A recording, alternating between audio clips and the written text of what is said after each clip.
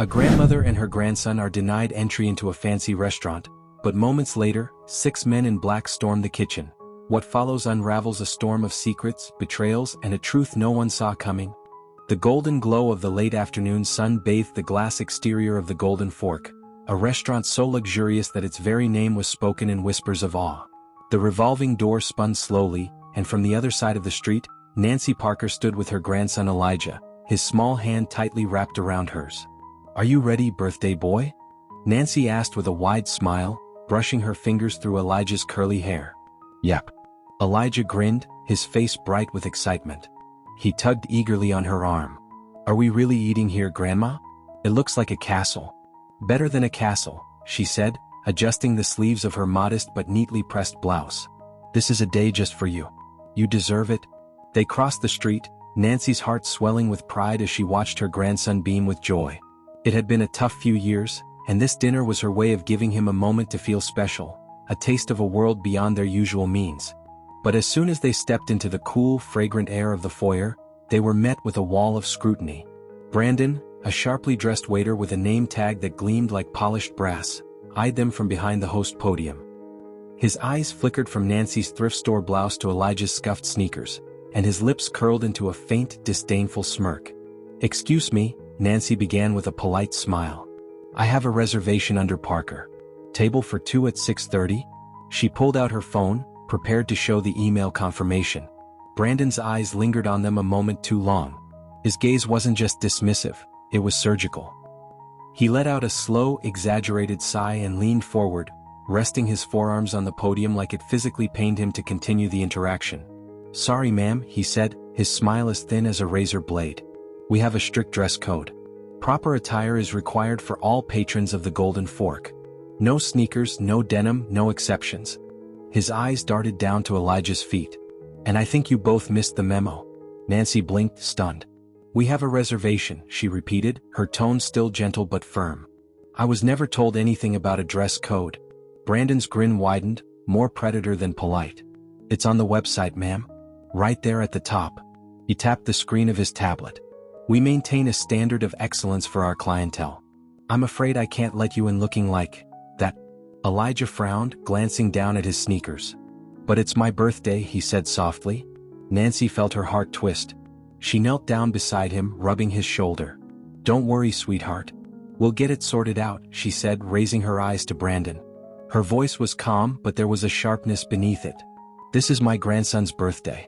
We have a reservation. You can seat us now or I can speak to a manager. Your choice." Her words drew the attention of nearby patrons. Several well-dressed couples turned to watch, their hushed murmurs adding to the weight of the moment. Brandon's eyes darted around and for a second, his confidence wavered. But he caught sight of the other guests staring and straightened up, his smirk returning in full force. "Look, ma'am," Brandon said, his voice lower but sharper. "We don't make exceptions. If I let you in, everyone else will think they can stroll in here dressed like it's Sunday at the laundromat. We have standards." A few snickers broke out among the patrons. Nancy's face burned. Her grip on Elijah's hand tightened, and she could feel the small tremor running through his little fingers. "Don't talk to her like that," Elijah snapped, his small voice cutting through the air like a bell. His eyes blazed with defiance. "My grandma's better than all of you." A hush fell over the room. A few of the guests laughed softly, while others shifted uncomfortably. Brandon's jaw twitched. He leaned forward, his eyes hard and cold as he stared down at Elijah. "Listen, kid," Brandon sneered, his voice barely above a whisper. "Nobody cares who you think you are. This isn't your playground. It's a restaurant for people who actually belong here. That's enough." Nancy's voice cracked like thunder. She stepped forward, fire blazing in her eyes. "I've been patient. I've been polite. But if you think for one second that I'll stand here and let you humiliate my grandson, you're mistaken." Her voice carried across the room like a judge's gavel. Several guests lowered their eyes, embarrassed to have witnessed it. A mother at a nearby table pulled her son closer, shooting a glance at Brandon that could shatter glass. For a moment, it seemed like the tide had turned. But Brandon wasn't ready to give up his show of power. He gave her a slow, exaggerated clap. "Bravo," he said with mock enthusiasm. "Real inspiring, Grandma. But it doesn't change a thing. Dress code's the dress code." Nancy felt the weight of every eye in the room pressing down on her. Her fingers curled into fists, her mind racing for what to do next. Suddenly, from the back of the restaurant, came the loud clang of metal trays crashing to the ground. The sharp bang echoed like a gunshot. A woman gasped. A man cursed loudly. Then the kitchen doors burst open. 6 men stormed through, dressed head to toe in black tactical gear. Their faces were hard, emotionless masks. They moved with brutal precision, scattering staff and diners like leaves in a storm. Shouts and screams followed. The room turned into a whirlwind of movement, chairs scraping and guests diving for cover. "Everyone down. Now," barked one of the men, his voice amplified by the chaos. The lead man raised his hand, signaling his team to split into 2 groups. One heading toward the kitchen, the other toward the main dining floor. Nancy grabbed Elijah and pulled him to the floor. Her heart thundered in her chest, each beat heavier than the last. Her eyes darted to the kitchen doors, to Brandon and back to Elijah, her instincts blazing with one word: run. "Stay low," she whispered to Elijah, who stared at the men in black with wide, terrified eyes. "Don't make a sound." From the corner of her eye, Nancy saw Brandon's smirk vanish. He backed away slowly, his hands raised. His cocky demeanor had drained away like water down a sink. For the first time that evening, he looked like a man completely out of his depth. "Don't look at them, baby," Nancy whispered, her voice cracking. "Stay with me. We're leaving, okay?" Elijah nodded quickly, his breath shallow and quick. They began to crawl toward the side exit, moving as quietly as possible. Her heart pounded with every inch they gained. "Where do you think you're going?" said a deep, icy voice. Nancy's heart stopped. One of the men in black, his eyes like cold steel, was staring directly at them. He took a step forward, his boots crunching against broken glass. Nancy pulled Elijah tighter against her chest. She could feel his tiny heart racing against hers. "Stay where you are," the man said, pointing at them with a gloved hand. His voice was calm, controlled, like he had done this 100 times before. Her instincts screamed at her to run, to fight, to do anything but sit still. But Elijah was frozen, trembling in her arms, and she knew if she moved, they'd see it as a threat. Nancy's mind moved faster than it ever had. What do they want? Why are they here? Is this a robbery? But one thing was clear, they were no longer in control. Brandon stumbled backward, his eyes darting between the man in black and the exit. I can get you money," he stammered. "I know where the cash is kept. It's right in the back, I can—" "Quiet," barked one of the men. Brandon's face crumpled with terror, all his arrogance reduced to nothing. His eyes met Nancy's for a split second, filled with the same panic she felt. Nancy pressed her cheek against Elijah's hair, closing her eyes, fighting back the rising tide of fear. "Keep him safe. No matter what, keep him safe." The leader of the 6 men glanced at them one last time, his eyes narrowing with recognition.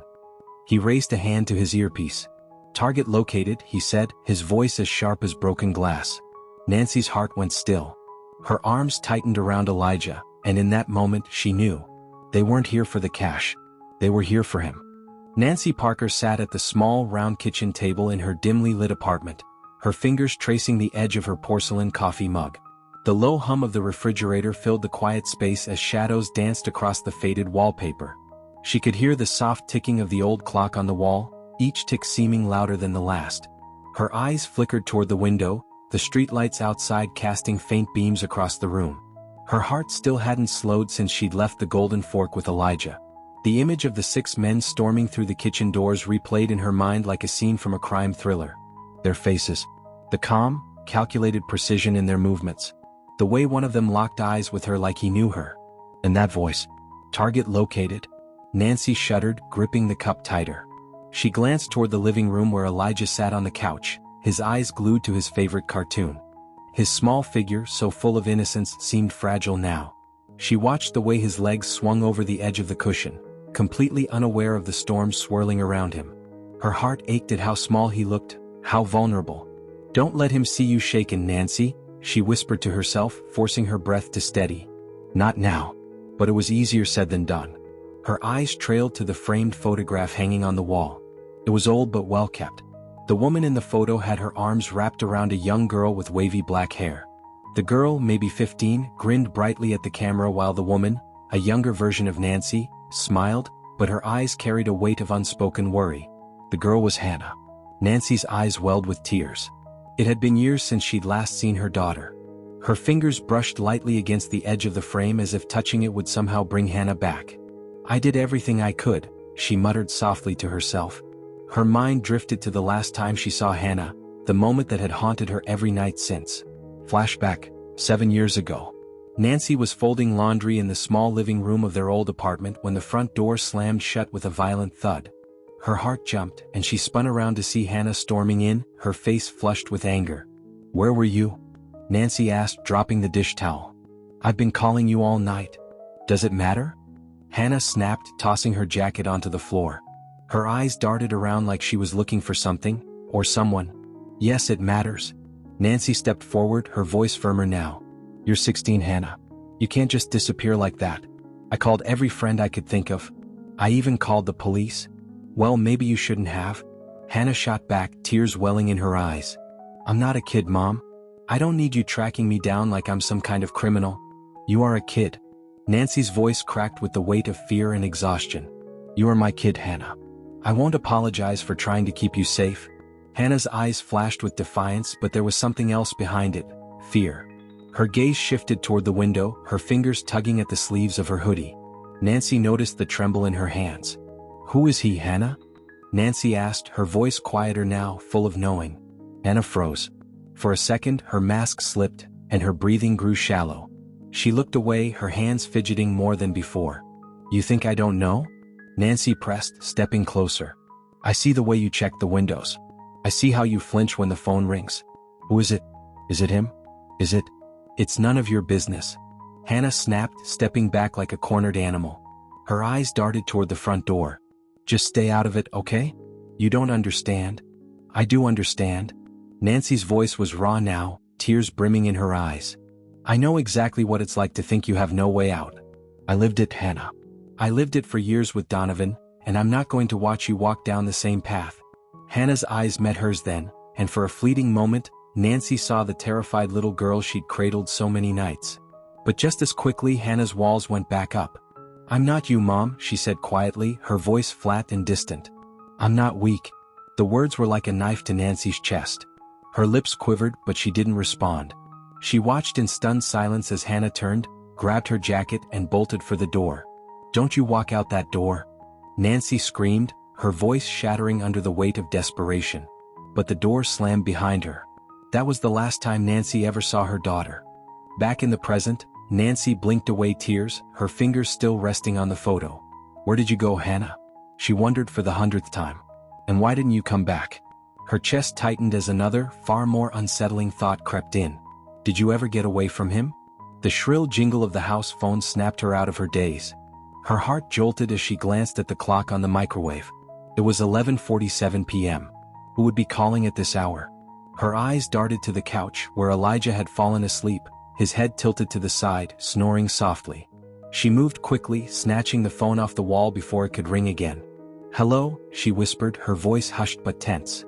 There was silence on the other end. Her breath caught in her throat.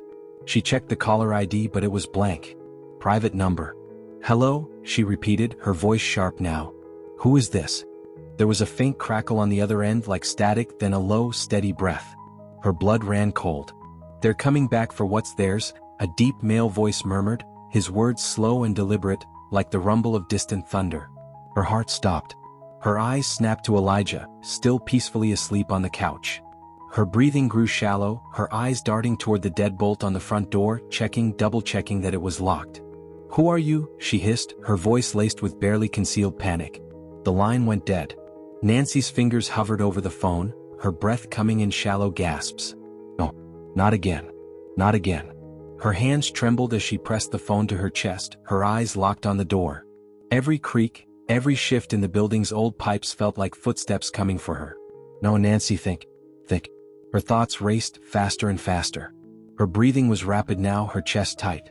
She dropped to one knee, pulling Elijah's sneakers from under the coat rack. She didn't care if it woke him up. They were leaving. Tonight. "Baby," she whispered, crouching next to the couch. "Elijah, sweetheart, wake up. Come on, honey, wake up." Elijah groaned, rubbing his eyes. "Grandma? What's wrong?" "Shoo," she said, trying to keep her voice steady. "We're gonna go for a little drive, all right? Just you and me. Now?" Elijah frowned, his eyes still foggy with sleep. It's late? I know, baby, she said, trying to sound calm. But I need you to be brave for me, okay? We're going on an adventure. His eyes brightened at that word, adventure. It was one of her tricks to keep him calm. Okay, he said, sitting up and letting her slide his sneakers on. Her hands moved quickly, tying his laces with practiced precision. She grabbed her purse, phone, and keys, scanning the room one last time. Her eyes landed on the photo of her and Hannah. I won't lose him like I lost you, she thought with conviction. Nancy opened the front door slowly, peeking down the hallway. It was empty. Good. Hold my hand, she whispered to Elijah.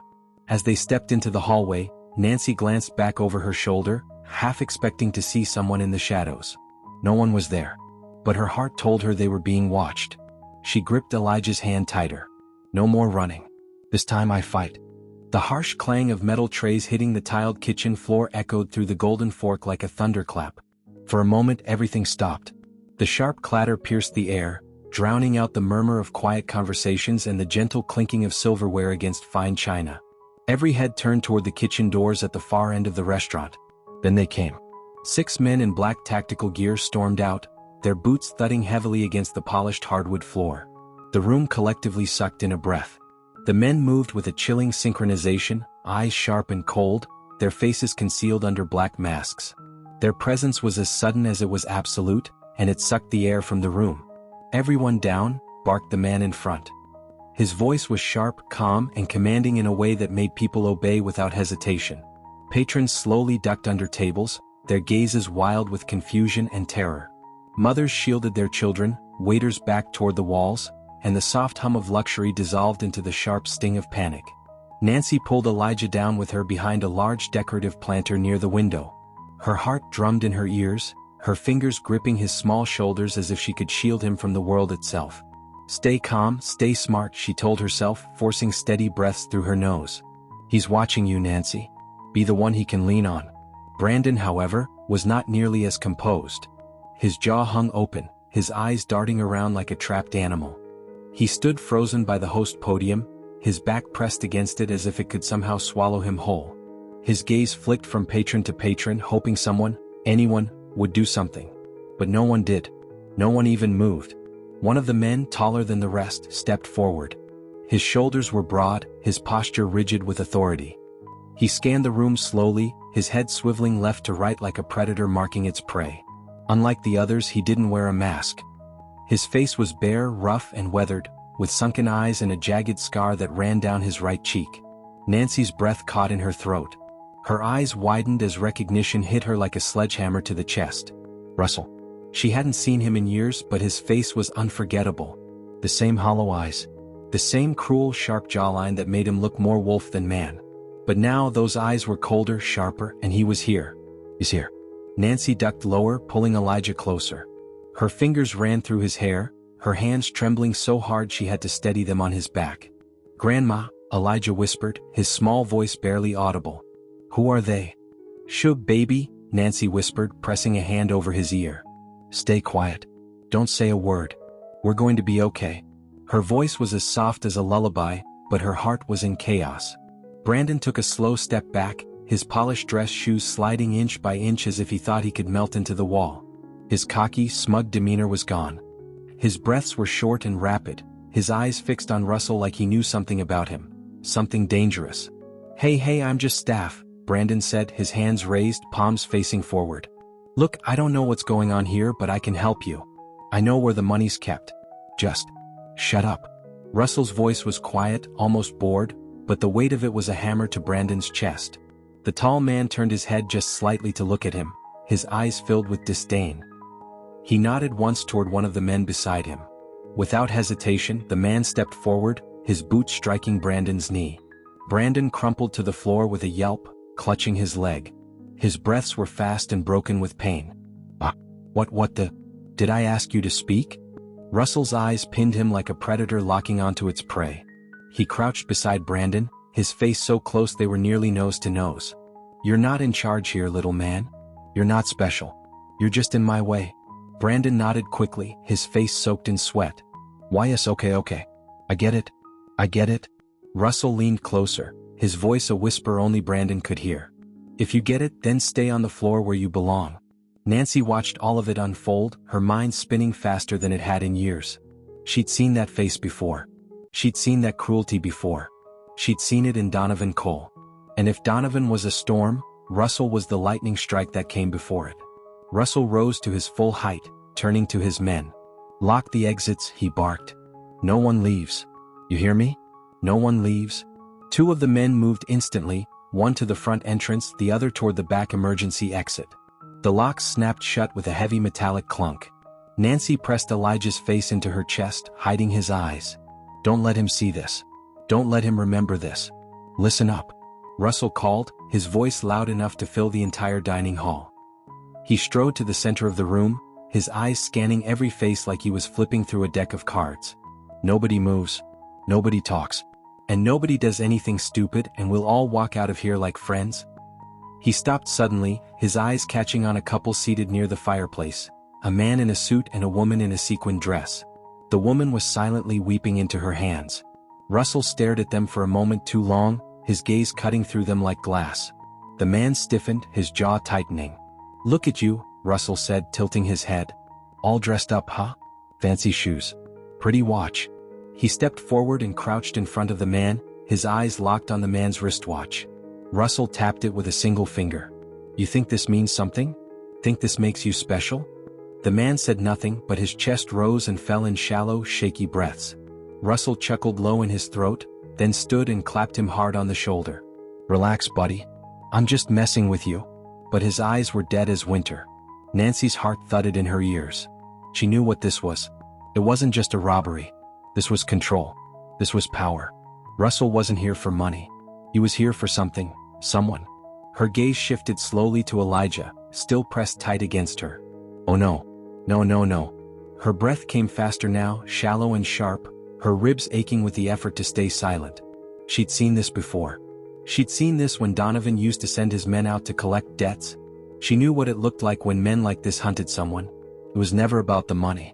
Russell's eyes moved again, slow, precise, scanning each table. Looking for someone. Her grip on Elijah tightened. Her nails pressed into her palm hard enough to sting. "Don't look at him. Don't let him see you. Don't move." Her pulse drummed like thunder in her ears. She could hear the shuffle of boots, the soft creak of leather as Russell shifted his weight. His gaze swept across the room like a floodlight. "Please don't see me. Please, please, please." Then it happened. His eyes stopped on her. Her breath caught. Russell tilted his head, slow and deliberate, like a predator sniffing out prey. He stared at her too long, his eyes narrowing as if something familiar had just clicked. Nancy's heart stopped. She knew in that moment he saw her. She didn't move. She didn't breathe.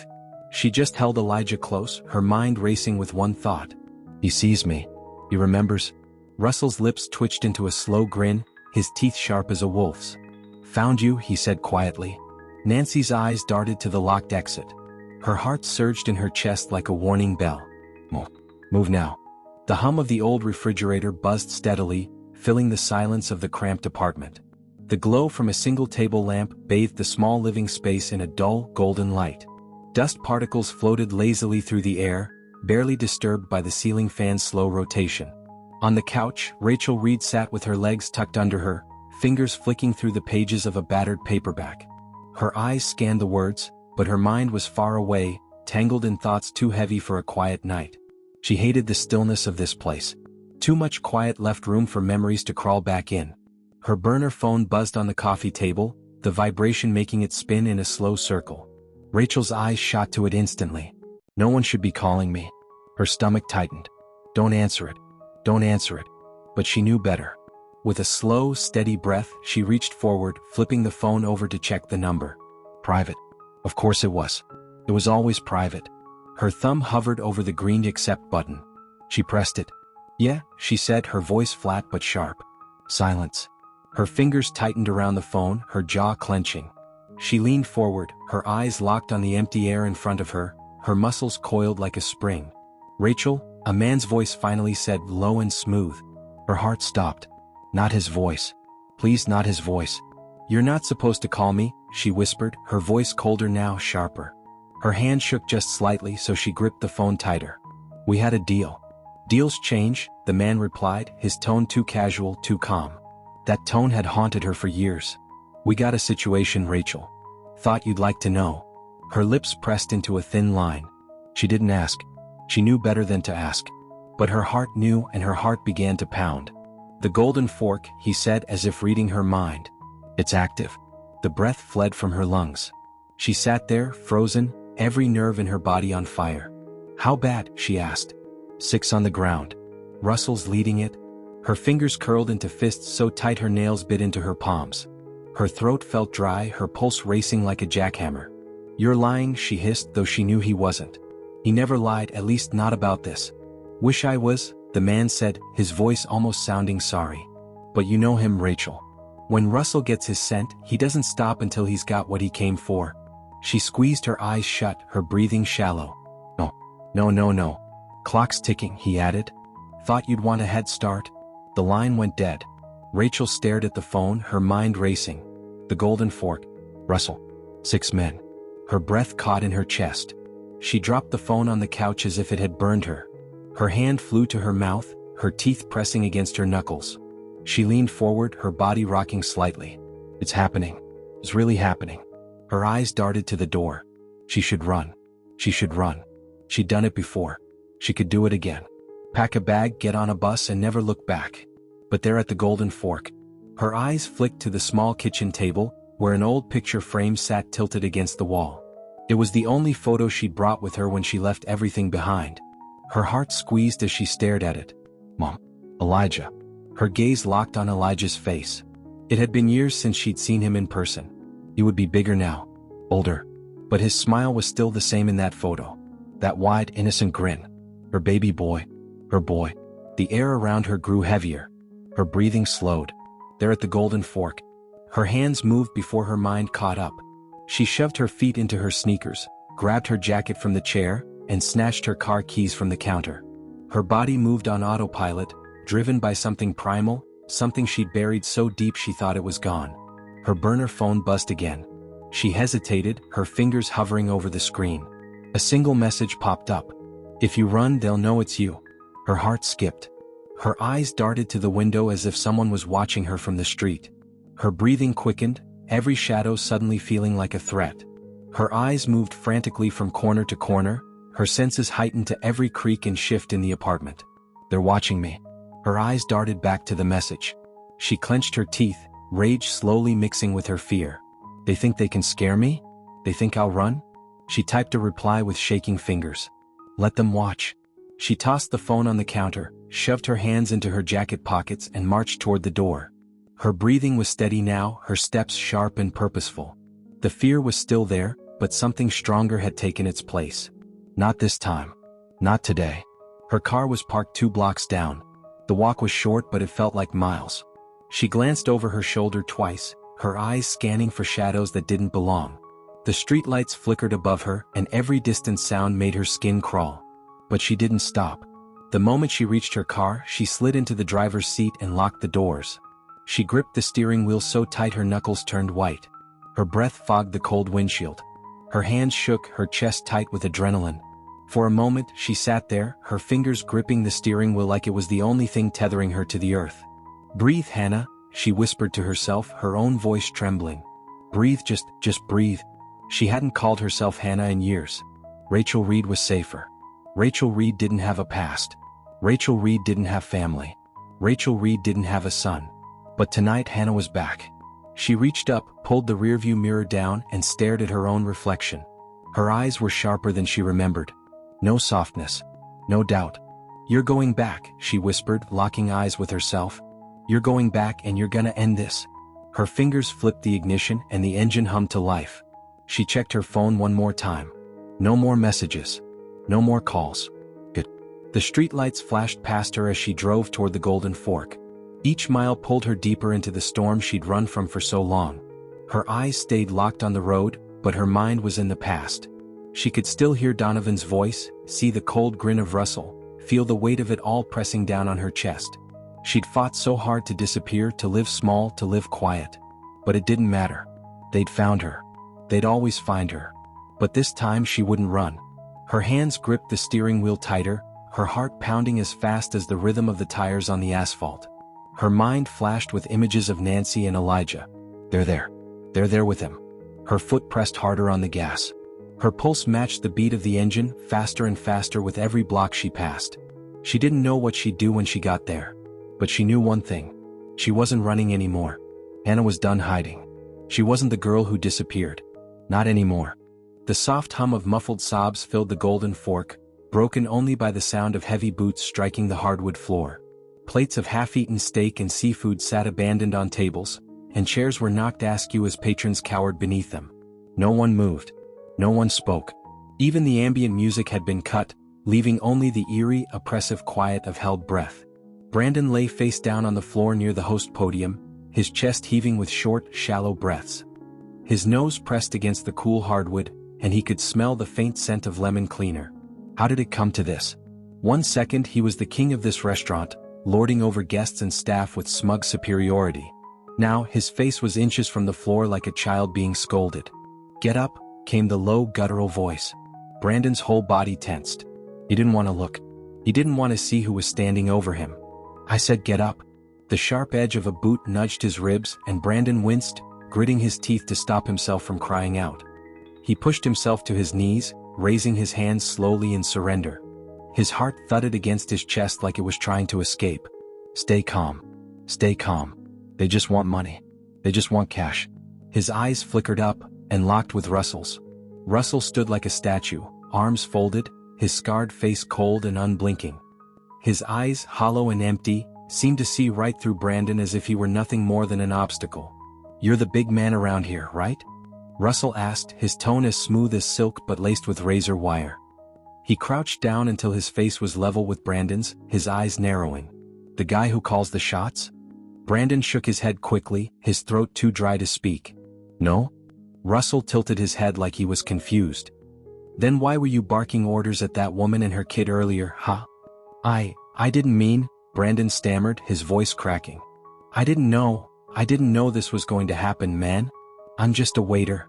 "A waiter," Russell repeated, dragging out the word like it was the most pitiful thing he'd ever heard. "Well, here's your chance to be useful, waiter."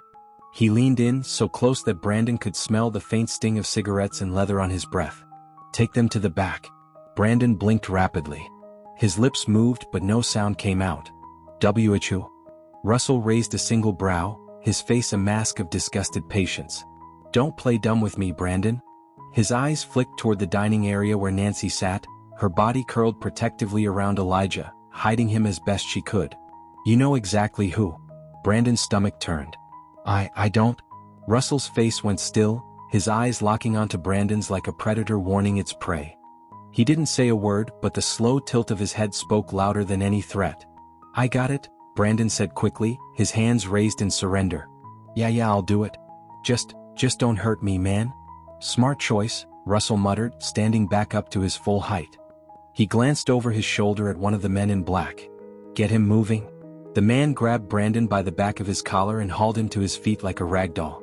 Brandon stumbled forward, his breath coming in shallow gasps as he moved toward the dining area. "Don't look at her. Don't look at her." But he did. His eyes flicked to Nancy and Elijah, and he saw Nancy's eyes narrow in quiet defiance. Her gaze didn't beg for help. It didn't plead for mercy. It was sharp, calculating, watching his every move like a hawk watching a rat. He turned away quickly, his face flushing with shame. Nancy's eyes didn't leave Brandon as he shuffled past them. "Don't make a sound. Don't move. Stay quiet." Her hand pressed Elijah's head closer to her chest, feeling the way his little heart pounded in time with hers. "Grandma," Elijah whispered, his lips pressed against her sleeve. "That man, he keeps looking at us." "I know, baby," she whispered back, her eyes locked on Russell. "He's watching us. He sees us." Her breath was shallow, but her mind was sharp, clear. They want Elijah. He's the target. Her arms tightened around him, her body forming a shield. Not him. Not today. Her eyes shifted toward the emergency exit at the far end of the restaurant. It was close, maybe 20 feet away. She could make it. If we run now, we might make it. But she knew Russell. He'd see. He always saw. "Mom," she whispered under her breath, her lips barely moving. "Please hear me. Please get here." Outside, headlights cut through the night fog, the low rumble of an engine echoing off the street. Hannah's fingers gripped the steering wheel so tightly her knuckles turned white. She spotted the Golden Fork up ahead, the golden glow of its signage flickering like a warning light. Her pulse raced, her heart battering against her ribs like a caged animal. She pulled into a spot across the street, engine still running. Her eyes scanned the entrance. No police. No sirens. No chance. She spotted Russell standing just inside the front doors, his face a sharp, cruel silhouette against the dim light. Her breath caught. Her hands trembled. She hadn't seen Russell since before she disappeared. Her first instinct was to back away, to put the car in reverse and drive. You can't win this, Hannah. You can't win this. But her eyes caught on something. A woman. A boy. Her breath stopped. Mom. Elijah. Her eyes flicked back to Russell, his eyes scanning the room like a predator on the hunt. He's looking for Elijah. Her heart twisted in her chest.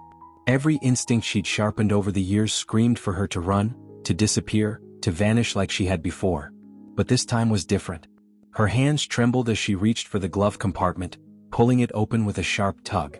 Her fingers fumbled inside until they found it, the cold steel of a switchblade. She flicked it open, the sharp click filling the car with a metallic whisper. Her eyes locked on her reflection in the rearview mirror. Her breath was slow. Her eyes hard. This ends tonight. Her phone buzzed. Her eyes darted down. A new message from an unknown number. You step inside and it's over for him. Her eyes lifted slowly to the front doors of the Golden Fork, her heart hammering in her chest. They know I'm here. Her fingers hovered over the phone, ready to reply, but she stopped. Her mind sharpened like a blade. They want me scared. They want me to stay out here. Her eyes moved to the entrance again. Mom. Elijah. Her thumb hovered over the keypad.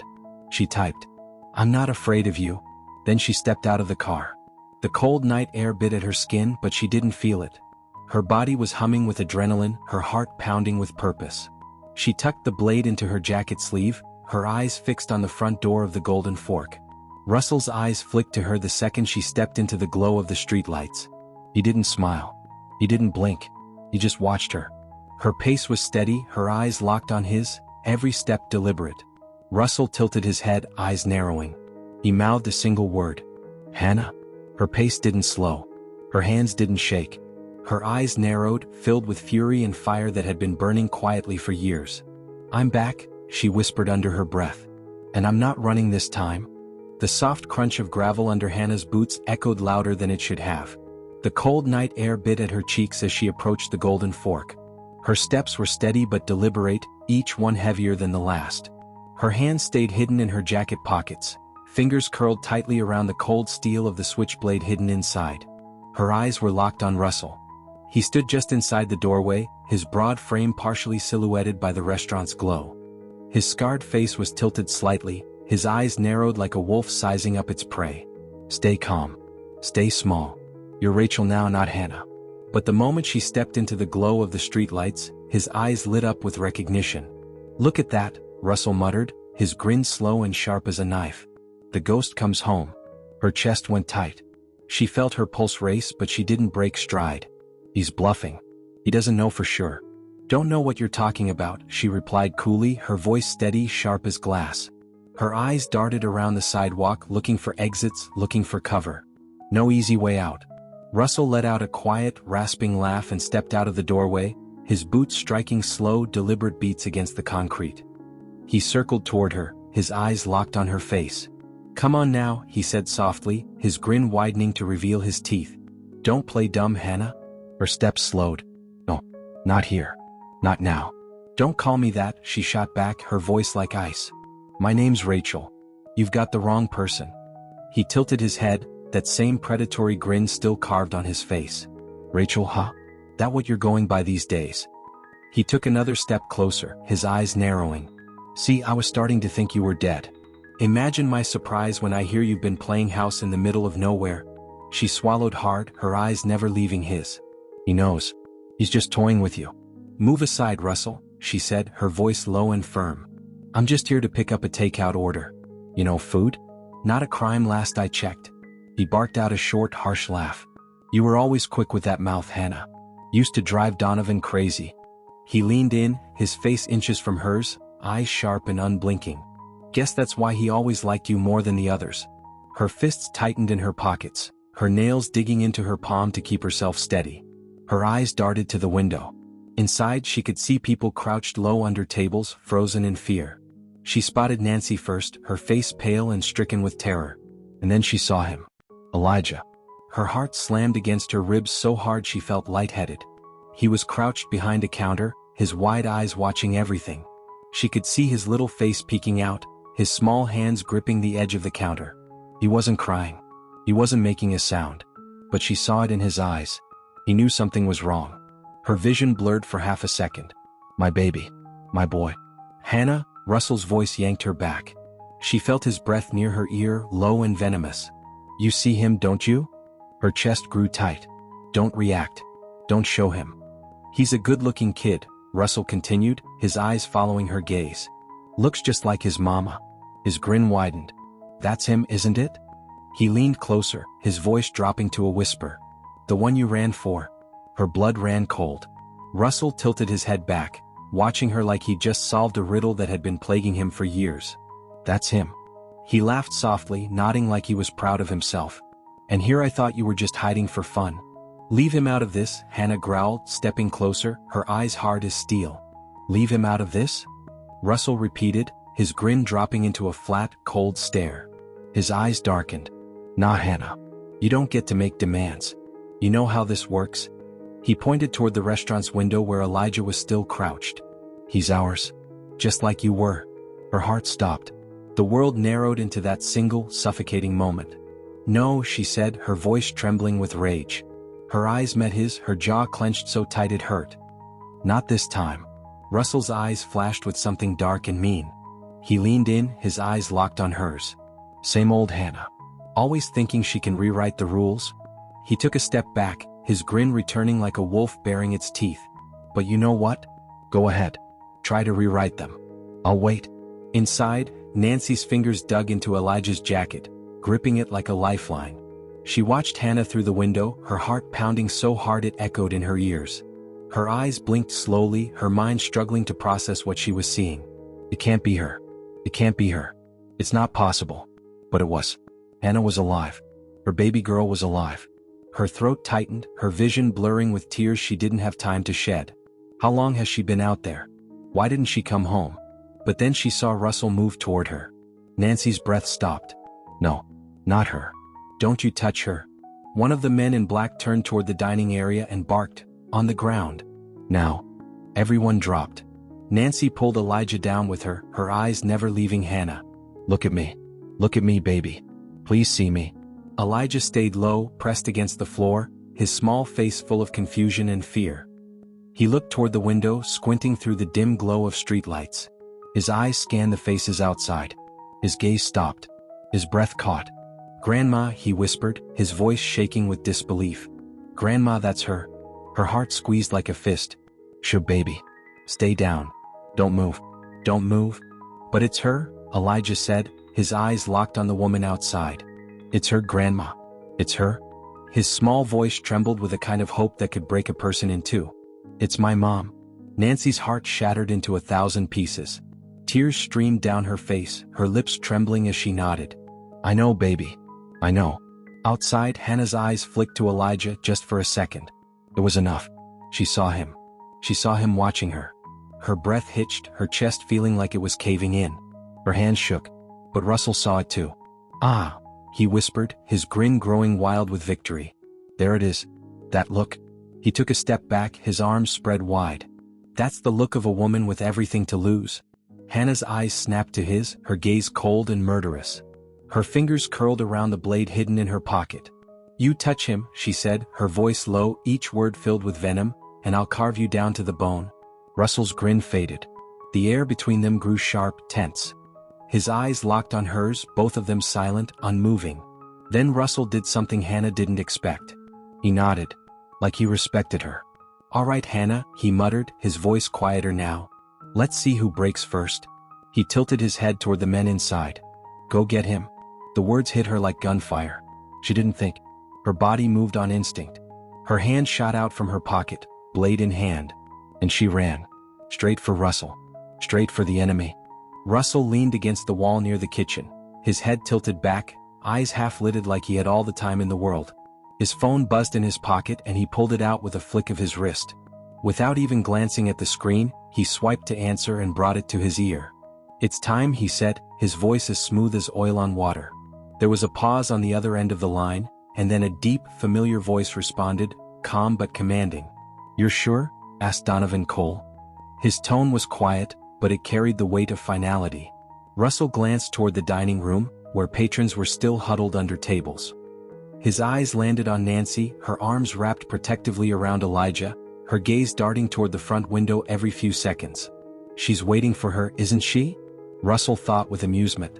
"She's waiting for her little girl to walk through those doors." "Yeah, I'm sure," Russell replied, his eyes narrowing. "They're all here. It's all lining up just like you said." Donovan's voice hummed on the other end. "Then finish it."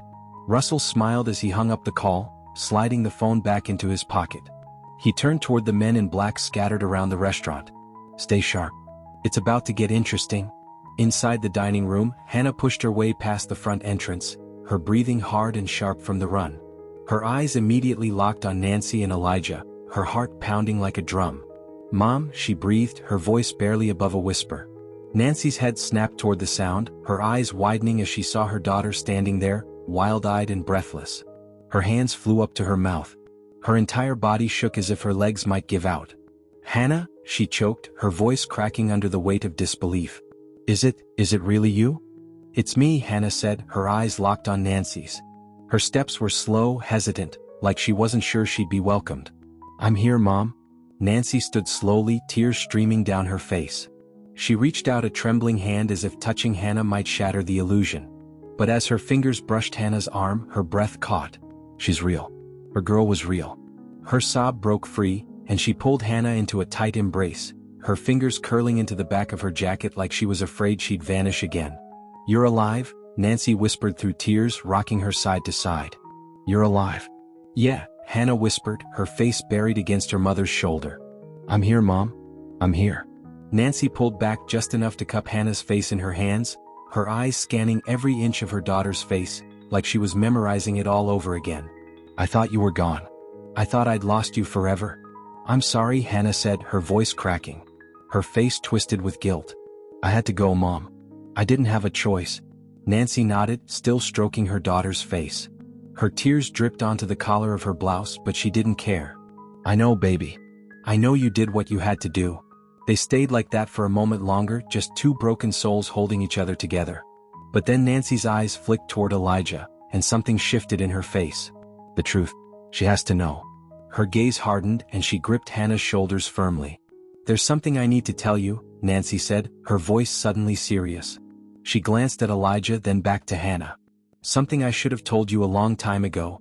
"What is it?" Hannah asked, wiping tears from her cheek. Nancy hesitated. Her eyes flicked to Elijah, then back to Hannah. "Do it now. Do it before it's too late." "Your son," Nancy began, her voice low and urgent. "Elijah, he's not alone." Hannah blinked, her brow furrowing. "What?" Nancy swallowed hard, her throat tight like it was closing up. Her gaze shifted to the floor. "You had twins, Hannah. 2 boys." The world seemed to stop. For a moment, Hannah didn't understand. Her brain struggled to process the words. Her lips parted, but no sound came out. "Twins?" she repeated slowly, her breath catching in her throat. "You're telling me Elijah has a brother?" Nancy nodded slowly, her eyes full of guilt. "His name is Mason. I had to separate them, Hannah. Donovan knew about them. He said he would own them both." Her voice cracked, her face crumpling as fresh tears poured down her face. "I couldn't let him have them. I couldn't. So I had help. I sent Mason away to live with someone safe, somewhere Donovan would never look." Hannah's legs nearly buckled, but she caught herself, her hand pressed against the table for support. You hid my son from me?" Her eyes darted back and forth, her breathing growing shallow. "You took him from me?" "I did it for you, baby," Nancy said, her voice desperate now, her hands raised in a pleading gesture. "I did it to protect them. Donovan would have taken them both. You know he would have." Hannah's hands shook as she covered her face. Her breath was quick, shallow, her heart racing like it might burst. "All this time," she muttered, her voice distant, broken. "All this time I thought I'd lost everything. And you had him out there somewhere?" She dropped her hands and locked eyes with Nancy. "Where is he, Mom?" Nancy shook her head, her voice cracking. "I don't know. I didn't ask where they took him. I didn't want to know. If I knew, Donovan could make me tell him." Hannah's breathing grew faster. "He's out there. He's out there and he's alone." But she didn't have time to process it. Because behind them, one of the men in black, the one closest to the kitchen, had heard every single word. He pulled his radio from his hip and pressed the button. "Russell," the man said quietly, his eyes locked on Hannah and Nancy. "We got a development. It's bigger than we thought." Nancy's head snapped toward him. "No, no, no, no," she muttered, her eyes wild. "Please, please don't tell him." But it was too late. "Say it," Russell's voice crackled through the radio. The man's eyes didn't leave Nancy as he said, "They got 2 of them. Not 1. 2 boys." The radio crackled with static. Russell's voice came back slow, quiet, and chillingly deliberate. "Is that right?" he drawled. 2 for the price of 1. The man at the kitchen door glanced at Hannah. His lips curled into a grin. "You just made his day," he said, his eyes locked on her. "Run," Nancy said in a frantic whisper, grabbing Hannah's wrist. "Run, Hannah, now." The man raised his radio to his mouth again, but Hannah was already moving. Her legs sprang into motion like a coil unleashed. She lunged forward, grabbing the man by the wrist, twisting it hard until the radio fell to the ground. She kicked it away, her eyes wild with fury. "Not this time," she growled through gritted teeth. The man snarled, trying to swing at her, but she ducked under his arm and drove her elbow into his ribs. He grunted, staggering back. "Get Elijah." Hannah barked at Nancy as she dodged another swing. Nancy didn't hesitate. She scooped Elijah up, her arms trembling but strong. "We're going, baby," she whispered fiercely. "We're getting out of here." "But Mom?" Elijah shouted, his small hand reaching toward Hannah. "She's fighting him." "She'll find us," Nancy said as she pushed toward the emergency exit. "She'll find us, I promise." But even as she ran, Nancy glanced back one last time. Hannah was still fighting, her face twisted in rage, her movements quick and brutal. "My baby girl," Nancy thought. "She's not running anymore." The piercing wail of sirens echoed down the street, bouncing off the glass facade of the Golden Fork. Red and blue lights flashed in rapid bursts, turning the quiet, upscale neighborhood into a scene of pure chaos. Residents peeked from their apartment windows. Onlookers gathered at the edge of the police barricades, their faces lit in flashes of red. The sound of tires screeching signaled the arrival of more vehicles. SWAT vans ground to a halt, and heavily armored officers poured out, moving with precision. Each one gripped tactical rifles, their black helmets and visors hiding their faces. The commander's voice came sharp and direct over the radio. "Positions. On my mark." Inside the restaurant, the walls felt like they were closing in. The tension was unbearable, the silence too loud. People crouched under tables, too afraid to move. Russell paced near the center of the dining room, his eyes darting from window to window.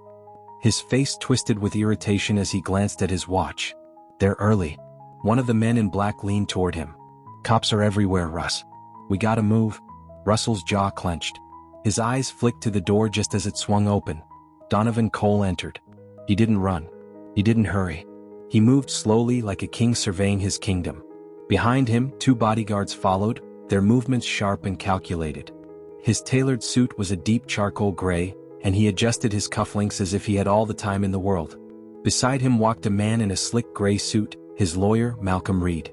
"Look at this mess," Donovan said, his eyes moving slowly over the restaurant. He looked directly at Russell. "This isn't what we discussed, Russell." Russell ran a hand through his hair, his face set in a scowl. "Yeah, well, plans change. I'm doing cleanup now." "Cleanup?" Donovan's eyes narrowed. His voice didn't rise, but his tone had the weight of a man who expected obedience. "You don't clean anything, Russell. You follow instructions. This?" He waved his hand at the hostages huddled under tables. "This looks sloppy." Russell stepped forward, squaring his shoulders. "I did what you wouldn't. I got them both. Not just the boy but the other one too." His eyes flashed with challenge.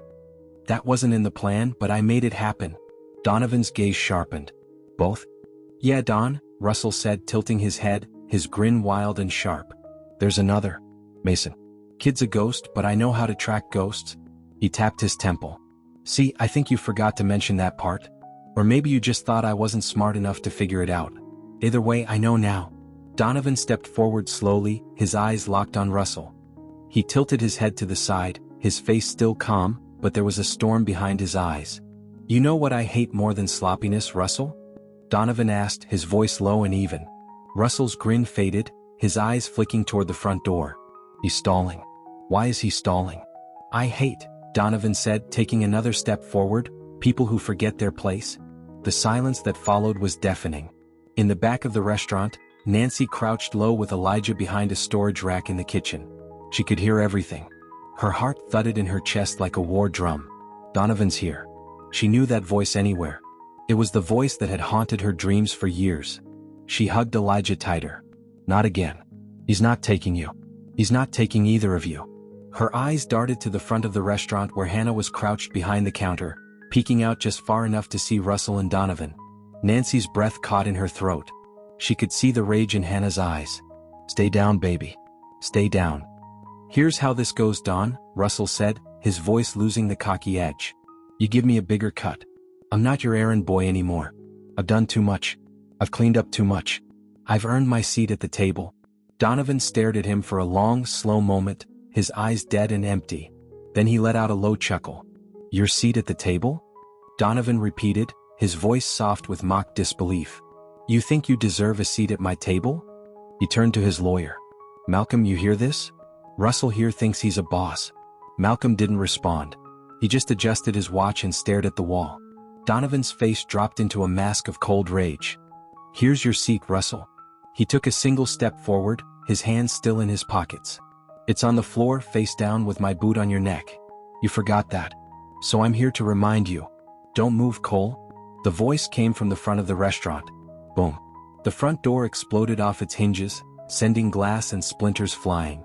People screamed as flashbangs detonated, filling the room with searing white light and thunderous sound.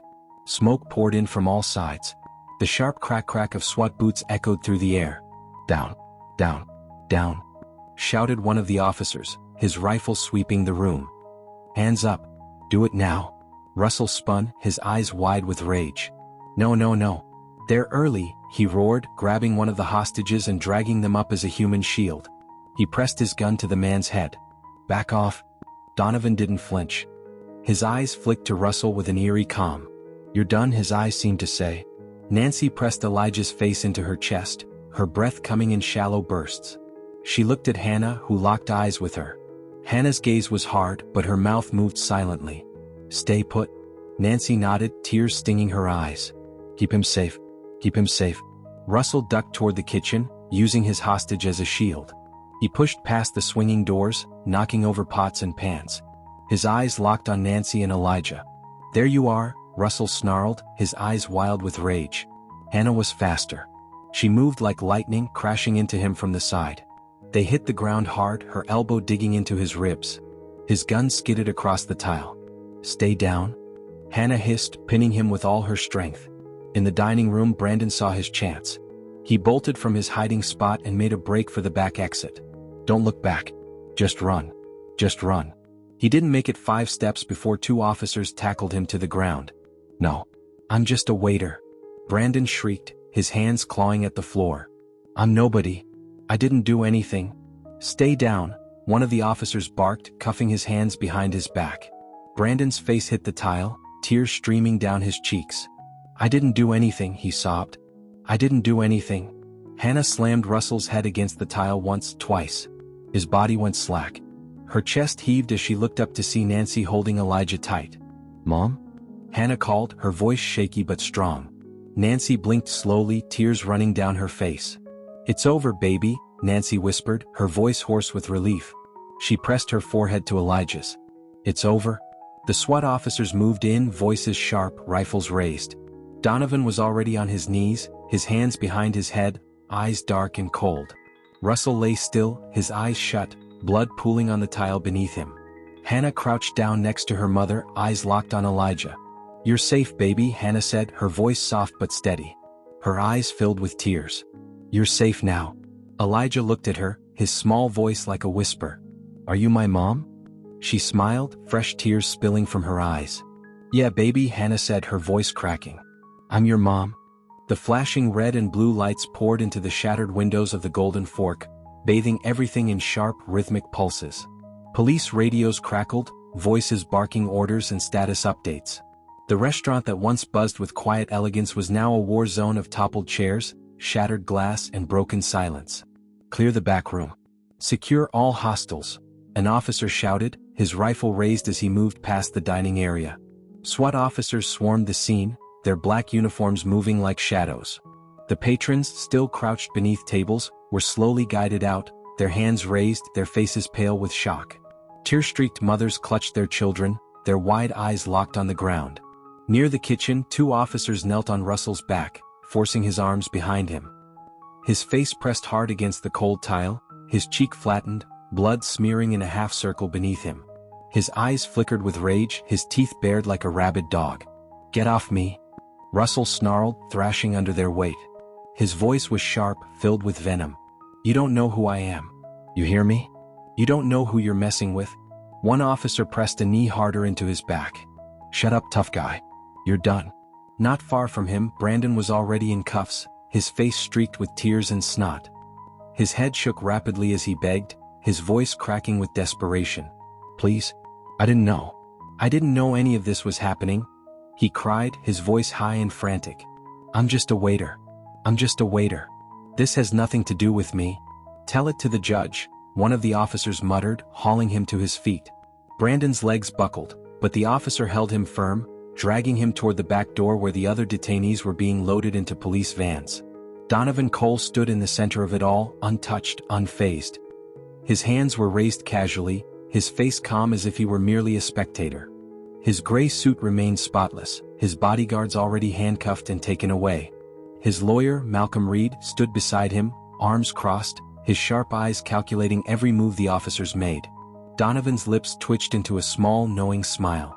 "This is all unnecessary," he said, his voice steady and smooth. "I think we can all agree that this is just a big misunderstanding." "Save it, Cole," barked one of the detectives, stepping forward. "Hands behind your back. You know the drill." Donovan tilted his head, his smile never fading. "Malcolm," he said, glancing at his lawyer, "explain to them how this plays out." Malcolm nodded once, adjusting his tie. His voice was as crisp as his suit. "Under Section 36 of the State Penal Code, you have no grounds to detain my client. He hasn't committed a crime today, nor is there any evidence that links him directly to this incident." "You're making a mistake." The detective smirked. "Yeah, well, mistakes happen. Turn around." Donovan's eyes flicked to him, sharp and calculating. "You don't want to play this game with me, detective," he warned, his tone cool and precise. "I've buried better men than you." But his calm facade cracked when Hannah stepped forward, her eyes locked on him. Slowly, deliberately, she reached into the collar of her jacket and pulled out a small black device pinned to the fabric. She held it up, her face a mask of quiet triumph. "Say that again, Donovan," Hannah said, her voice clear and sharp as glass. "Tell him about all those better men you buried." For the first time, Donovan's eyes widened, his calm mask slipping just an inch. The detective grinned. Well. Looks like you've been caught on tape, big man." He pulled out his cuffs, his smile wicked. "Turn around, Cole. Now." Donovan's face twitched with barely contained rage, his jaw tightening. His eyes locked on Hannah, filled with icy hatred. "You think this changes anything?" he hissed, his voice low but laced with venom. "Yeah," Hannah said, her eyes fierce and unwavering. "I do." The detective yanked Donovan's arms behind his back, snapping the cuffs into place with a sharp click. "Donovan Cole, you're under arrest for conspiracy, trafficking, and a long list of things your lawyer ain't getting you out of." Malcolm opened his mouth to argue, but the detective raised a finger in his face. "Don't. Even." Donovan's breathing grew shallow, his nostrils flaring, but he didn't resist. His eyes, however, stayed on Hannah the entire time. "This isn't over," they seemed to say. But Hannah didn't flinch. She stepped closer, eyes locked with his. Her voice was soft but sharp as a blade. "It's over, Donovan. You just haven't figured it out yet." Nancy, Hannah, and Elijah sat together on a long metal bench in the back of a police van. The hum of the engine buzzed beneath them. The weight of the moment pressed down like a stone on all their shoulders. Elijah sat between them, his eyes darting between his mom and his grandma. His small face was twisted with confusion. His lip quivered, his little hands gripping his knees. "Why are we in here?" he asked, his voice cracking. "Did we do something wrong?" Hannah's eyes filled with tears instantly. She leaned down, placing her hand on his cheek, wiping away the confusion with her thumb. "No, baby," she whispered, her voice thick with guilt. "You didn't do anything wrong." "Then why are we here?" he asked again, his wide eyes staring into hers. "Why are they treating us like them?" He nodded toward the other detainees on the other side of the van. Nancy let out a slow, shaky breath, her eyes misty as she glanced at Hannah. "He deserves the truth." "Elijah," Hannah said, gripping his small hands in hers. Her eyes locked onto his. Her voice cracked as she spoke, but she didn't stop. "There's something I need to tell you, something I should have told you a long time ago." His brows pulled together, his eyes full of worry. "What is it?"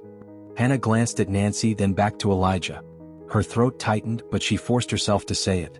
"You have a brother, Elijah," she said softly, her voice trembling with every word. "A twin brother. His name is Mason." Elijah blinked slowly, his small mind working to process it. His lips parted, but no words came. "I had to keep you apart," Nancy added, her voice raw with emotion. "To keep you safe. It was the only way to protect you both." Her eyes filled with tears.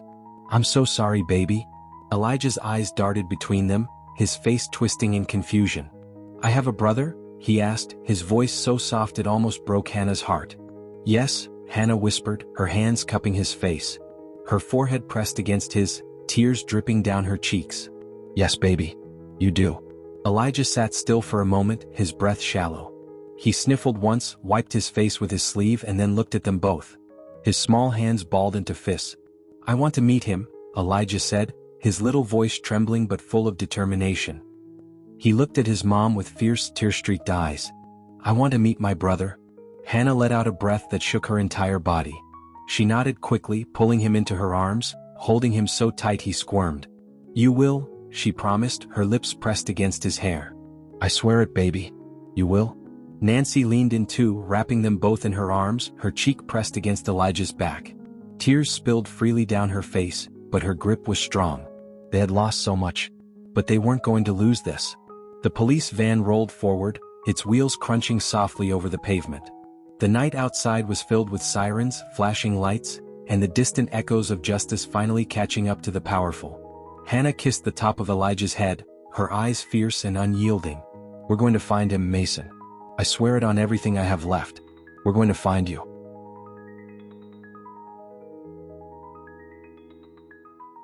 The late afternoon sun hung low in the sky, casting a dim orange glow across the cracked pavement.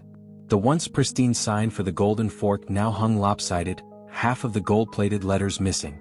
Golden had become old, fitting considering the state of the building.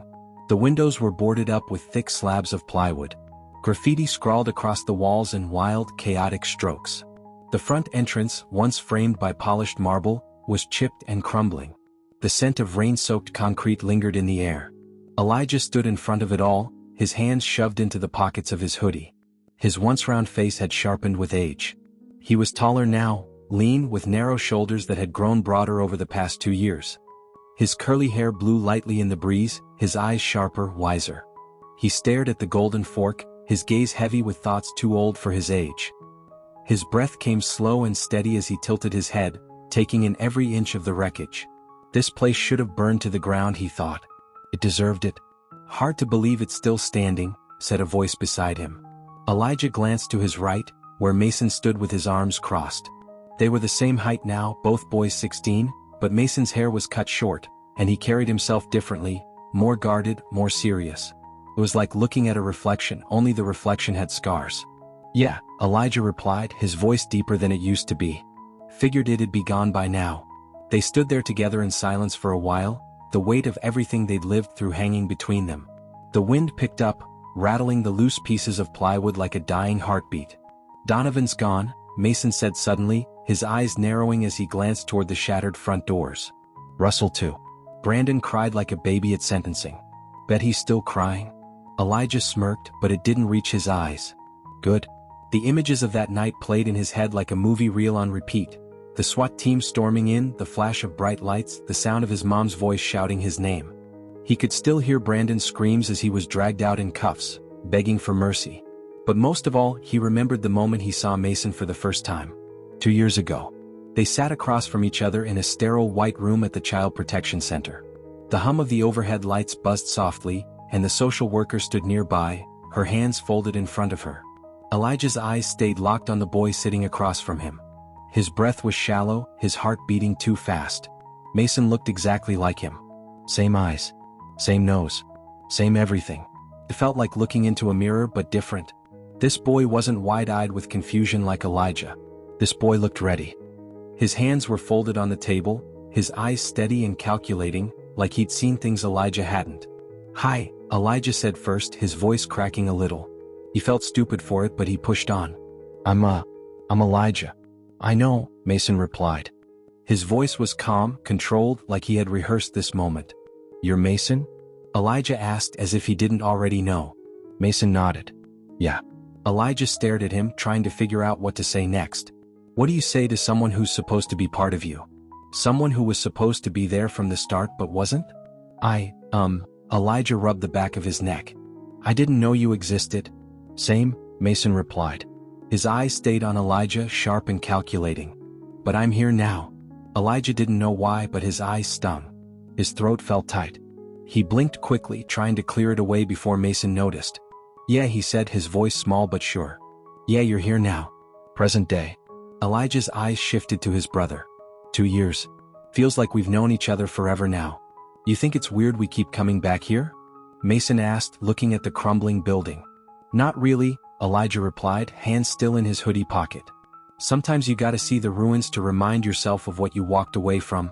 Mason glanced at him, his lips curling into a faint smile. You sound like one of those old guys who give speeches at graduations. Elijah laughed, and this time it was real. Shut up, man. They both laughed then, the sound of it cutting through the quiet street. I still can't believe she did it, Mason muttered, shaking his head. Oh, Mom? Elijah asked, his eyes narrowing. Yeah, Mason said, leaning against a lamppost. Going undercover like that. Wearing a wire. She really set them up good. He let out a small chuckle. She's a beast? Yeah, Elijah agreed, a slow smile forming on his face. She is. Their mom had played Donovan at his own game. She'd worn the wire.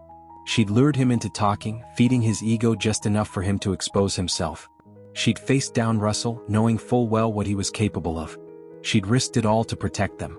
Think she's okay now? Mason asked, his eyes distant, like he was thinking of home. She's good, Elijah replied, his voice certain. She's stronger than she's ever been. The wind picked up again, colder this time. Mason zipped up his jacket, glancing at his brother. You good, E? Elijah tilted his head, his eyes fixed on the boarded-up entrance of the Golden Fork. He didn't answer for a moment, his gaze distant. I used to think it was my fault, Elijah admitted quietly. All of it. The guys coming after me. Mom running away. All of it. Mason stayed quiet, letting him speak. But now I know better, Elijah continued, his voice firm. I didn't do this. They did. Donovan. Russell. Brandon. They did this. He glanced at Mason, his face hardened with resolve. I'm not carrying that weight anymore. Mason nodded slowly. Good. You don't have to. They stood there, side by side, brothers in every way that mattered. The wind blew through the street, carrying the sound of the world moving on. You think they'll ever come back? Mason asked, his voice low, barely more than a whisper. No, Elijah replied with certainty. He looked at Mason, his eyes calm but sure. But if they do, we'll be ready? Yeah, Mason said, his gaze forward. Yeah, we will. Elijah stepped forward, his sneakers crunching against the cracked pavement. Mason followed, their steps in sync. They didn't say anything more. They didn't have to. The Golden Fork stood behind them like a monument to all the things they'd survived.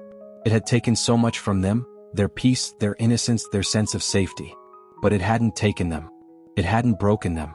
And as they walked away, side by side, their shadows stretched long across the pavement. 2 shadows. 2 brothers. Unbreakable. Let's go home, Elijah said, his voice quiet but full of peace. Mason nodded. Yeah. Home sounds good. The 2 boys disappeared down the street, side by side, their footsteps growing fainter with every step. The broken letters of the Golden Fork hung behind them, half-shadowed in the evening light. No one would come to restore it. No one would polish its name. But that didn't matter. The ones who had escaped it were still standing. They were still standing. Elijah and Mason found strength in each other and faced down the ghosts of their past together. But do you think justice was truly served? Were the punishments for Donovan, Russell, and Brandon enough? Or do you feel there's more to explore in their story? If you were in Hannah's position, would you have made the same choices to protect your family? If this story touched your heart, don't forget to like the video and subscribe to our channel for more powerful and emotional narratives like this one.